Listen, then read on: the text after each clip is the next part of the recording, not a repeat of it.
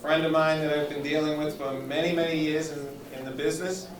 In fact, John has been at Channel 6 for 22 years, which makes him by far the longest serving at Channel 6. Ken Bell, I think, was the sportscaster who came and spoke with us several years ago, was the longest serving. Now John's inherited that mantle. He's on at the 4 o'clock, 5 o'clock, 6 o'clock, and 11 o'clock news. Also 5 and 5:30. Oh, 5 and 5, yep. So he's on them all. And John knows his way around Cranston. In fact, he graduated from Cranston East High School. He was born in Worcester, but grew up here in Rhode Island, now lives in Barrington. And like several of us in the room, he's a URI graduate. And graduated in journalism. And he began as a sportscaster in Columbus, Mississippi. Yes. Which is, that's I've been there. an interesting place. Have you? I've been there. And then was a news reporter and a fill-in anchor in Fresno, California.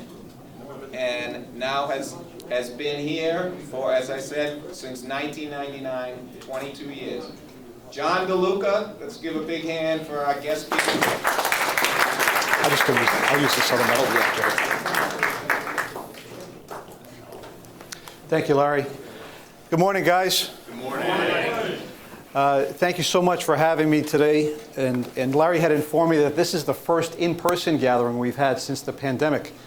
Judge Caprio understood was supposed to speak in March of last year, and here we are all this time later. First time to get together. This is great, and it's an honor for me to be here. And let me just say how impressed I am with your organization and all that you do to help others, even to the point of, as you invite me to donate or make a donation in my name to a charity of my choice, which I chose the Amos House in Providence for all the incredible work they do, helping people who want to help themselves, as their slogan is. I think that's so classy, and I think it speaks volumes about the membership here and what you guys are about. So again, thank you for having me this morning. And also thank you, Larry, for inviting me as well. Larry and I go back 22 years, and Larry's too much of a gentleman to tell you this, but I want to say it anyway. He's great at his job. And I'm not just... I don't know how to use that. Well, that's fine. That's fine. You're not great at that, but you're great at being spokesperson for the speaker. And it's not just me blowing smoke when I say that, believe me, because think about it. Speaker after speaker after speaker changes. And what's the common denominator? Larry Berman. Harwood. Murphy. Fox. Mattiello. Shikarchi. Who's still there? Why? Because he's great at his job. He's loyal. He knows where all the bodies are buried. Never says a word, and he's fair with us in the media. And let me just tell you, you don't see that. Spokespersons, as it were, aren't like Larry.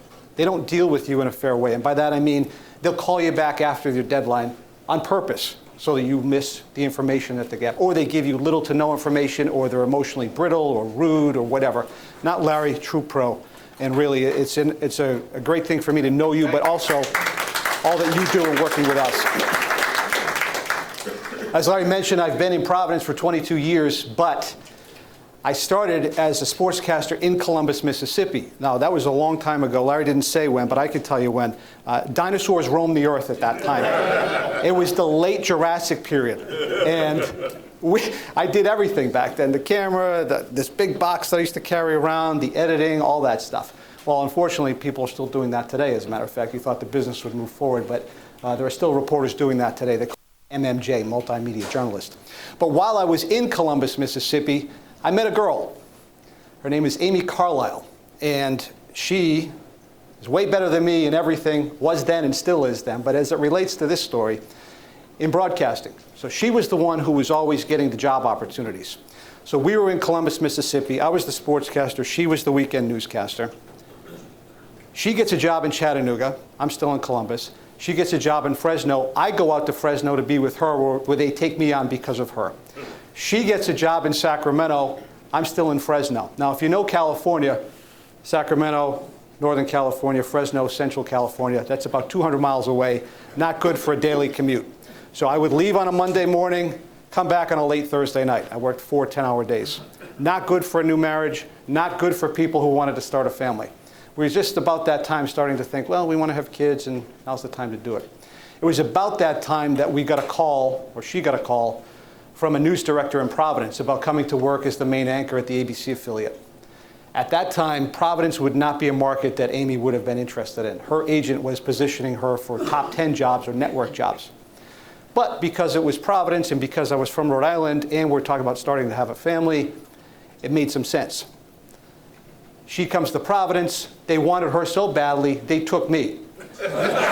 True story. The general manager, who did not like me at all, as it was told to me, he's like, all right, we'll take this poor bastard if it means we got to get Amy. True story. So I started Channel 6 as a general assignment reporter, working weekends, the whole bit. Eventually worked my way up to main anchor. And for me, my big break came when Buddy Cianci was indicted. If you can remember when that was. I still don't know the details of this to this day. A reporter from Boston had accepted the main anchor job at Channel 6. And for whatever reason, he backed out at the last minute. So the station was caught flat-footed. They didn't have anybody. They had called off the search. They thought they had their guy. So there I was. I was the temporary fill-in. And it ended up becoming a long-term fill-in process. And during that time, Buddy gets indicted. So he gets indicted, and that's a huge news story, of course. So that means we had wall-to-wall coverage. Wall-to-wall coverage means little to no commercials. The biggest events that's reserved for. Think about things like 9/11, Station nightclub fire, severe weather, where it's important that local news is on as long as it can be. So I'm anchoring with my co-anchor. Things went relatively well, at least I thought they did. And the next morning, I get a call from my boss. She calls me and says, hey, you did such a great job with the Cianci coverage. We're naming you main anchor. Which, for a guy my age at that time, that was a big deal. That was a big break in my career. I was very happy to do it. Thrilled beyond belief is probably a better way to describe it. And she says, and by the way, today you're on Cianci coverage. Wherever he goes, you go. She could have said anything to me at that point. I would have said yes to her. But anyway, because Buddy was Buddy, he didn't hide in his office. He didn't hide behind a press release, and he didn't hide behind a spokesperson. He got out and kept his regular public schedule, even though he had just been indicted the next day. There's no other politician who would have done that. So his first thing was 10 o'clock in the morning at the convention center. So just imagine the media members jammed, not the front of the convention center, the side of the convention center. So we're all packed into the sidewalk like this. Photographers, reporters, we're all waiting. Large horde of reporters. We're all waiting for the black town car to pull up. Black town car pulls up. We all swarm in on the back door, and we're all fighting for each other. I believe it was the police detail who came around and said, no, we can't do this. This is no good. Everybody inside, this is not safe. So we're like, yeah, you're right, we should go inside. So we go inside the convention center, so everybody's getting set up again. Photographers are putting their cameras on the tripods and checking mics and white balance and all that stuff. So Buddy sees me, we make eye contact, and he goes, oh, DeLuca! And I said, hey, Buddy. He goes, oh, what's going on over there at Channel 6 with that main anchor job?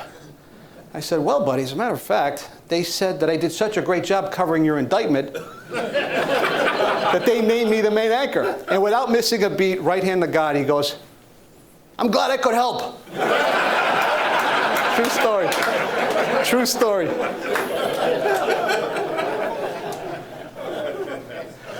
Years later, when he got back from his federal vacation, as he liked to call it, he came to work with us. Our owner at the time loved Buddy Cianci. He brought him on as our chief political analyst, which also turned out to be a great thing for my career as well. Once again, linked to Buddy in terms of helping my career. We worked together on a Sunday morning public affairs show. Back then it was called On the Record. Buddy and I hosted that together. Now Joe Paolino has that spot. It's called In the Arena, but back then it was On the Record. Anyway, Buddy will forget more about politics than I'll ever know in my whole life. We know that. He was a brilliant politician in what he knew and what to ask. So for a guy like me who didn't have the depth of knowledge that he has, to sit next to him and listen to him, to interview all the different walks of life that came through the door, I learned a lot about what to ask, how to ask it, what to listen for, what they're saying, what they're not saying, what they don't want to say. As Larry knows, that's a skill. Not everybody has that. So he would listen. Most times when he would ask a question, he knew the answer already. So he knew when you're lying and when you weren't. In addition to learning that, I also got a chance, once he got to know me and trust me a little bit and realized that we were actually working together and I wasn't the guy chasing him down from his car anymore, we'd go outside after we record those shows and kibitz a little bit outside. He'd go to have a cigarette, and I didn't smoke, but he did. And we got to know each other, and he'd start telling me stories, and I got a chance to ask him questions about things that I was always curious about in his career. And really some fascinating stuff. And I'm sworn to secrecy. I still to this day have not told those things because I gave him my word. But anyway, I learned a lot about him, and I got to know him on that level as opposed to the guy that was covering him as a professional. So that time with him helped shape me as a reporter and as an anchor in terms of doing an interview. Interviews are all about asking questions that the person doesn't want to have asked. But it's how you do it that makes a difference. The really skilled journalists have to ask the question. The person who's being asked knows you have to ask it, or at least they should, and if they don't, that's their fault. But they should be prepared for that. But it's the old saying, as we all know, it's not what you say, it's how you say it. So when you ask a question like that, you can't be seen as biased. You can't be seen as, oh, I'm out to get you, or I'm trying to screw you, or a gotcha question, or whatever it is. You've all heard those terms, but you know what I mean.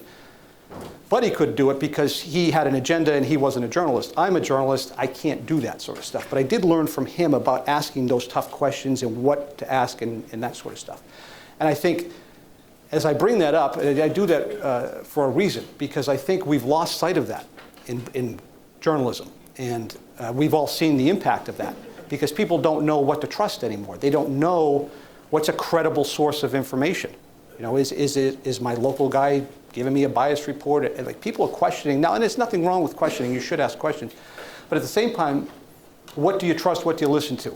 And it sounds self-serving for me to say this, and I don't mean this in any way. But survey after survey shows that people still trust